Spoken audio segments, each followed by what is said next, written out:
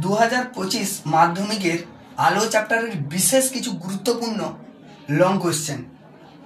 Lens থেকে যদি কোনো কোশ্চেন আসে তাহলে সবসময় মনে রাখবে উত্তর লেন্সের সাহায্যে কিভাবে অসৎ সমশীর্ষ প্রতিবিম্ব গঠন করবে। এই কোশ্চেনটা এইভাবেও আসতে পারে, না হলে আসতে পারে বিবর্ধক কাঁচ হিসেবে কিভাবে উত্তর লেন্সকে ব্যবহার করা হবে। দুটি ক্ষেত্রেই আসতে পারে। এই কোশ্চেনটা আসার চান্স প্রায় 90% আছে। কয়েক বছর ধরে দেয়নি, এই কোশ্চেনটা আসার চান্স প্রায় 90% আছে।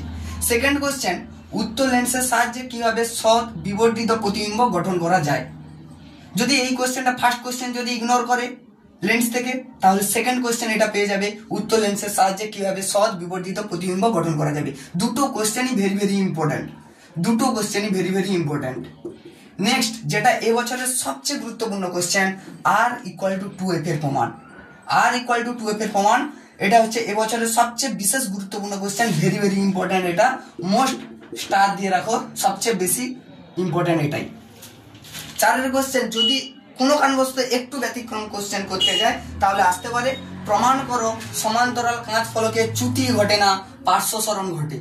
এই প্রমাণটি অতি অবশ্য চিত্র সহ ব্যাখ্যা করবে। নেক্সট কোশ্চেন আসার সম্ভাবনা আছে বা আসতেও পারে, একেবারে আসার সম্ভাবনা থাকতেও পারে, আলোর প্রতিসরণের দুটি সূত্র বিবৃত করো। যদিও দুটি সূত্র না দেয় তাহলে ভাববে যে স্লেনের সূত্র অতি অবশ্যই আছে। স্লেনের সূত্র ভেরি ইম্পর্টেন্ট।